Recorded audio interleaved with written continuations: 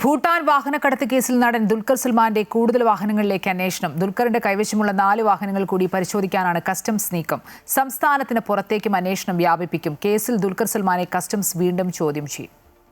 ഭൂട്ടാനിൽ നിന്ന് കടത്തിക്കൊണ്ടുവന്ന കൂടുതൽ വാഹനങ്ങൾ ദുൽഖർ സൽമാന്റെ പക്കലുണ്ടെന്നാണ് കസ്റ്റംസ് കണ്ടെത്തൽ.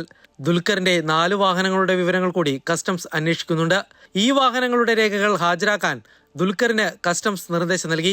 രേഖകൾ പരിശോധിച്ച ശേഷം ദുൽഖറിനെ വീണ്ടും ചോദ്യം ചെയ്യാനാണ് നീക്കം. സംശയനിഴലിലുള്ള ദുൽഖറിന്റെ വാഹനങ്ങൾക്കായി ചെന്നൈയിലടക്കം കസ്റ്റംസ് പരിശോധന നടത്തിയേക്കും.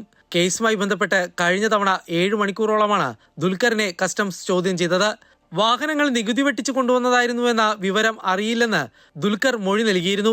എന്നാൽ ഇത് പൂർണ്ണമായി വിശ്വാസത്തിലെടുക്കാൻ കസ്റ്റംസ് തയ്യാറായിട്ടില്ല. നേരത്തെ ദുൽഖറിന്റെ 4 വാഹനങ്ങൾ കസ്റ്റംസ് കസ്റ്റഡിയിലെടുത്തിരുന്നു. പിന്നീട് കോടതി ഇടപെടലിനെ തുടർന്ന് ബാങ്ക് ഗ്യാരണ്ടി കെട്ടിവെച്ചാണ് താരത്തിന് ഈ വാഹനങ്ങൾ വിട്ടുകിട്ടിയത്.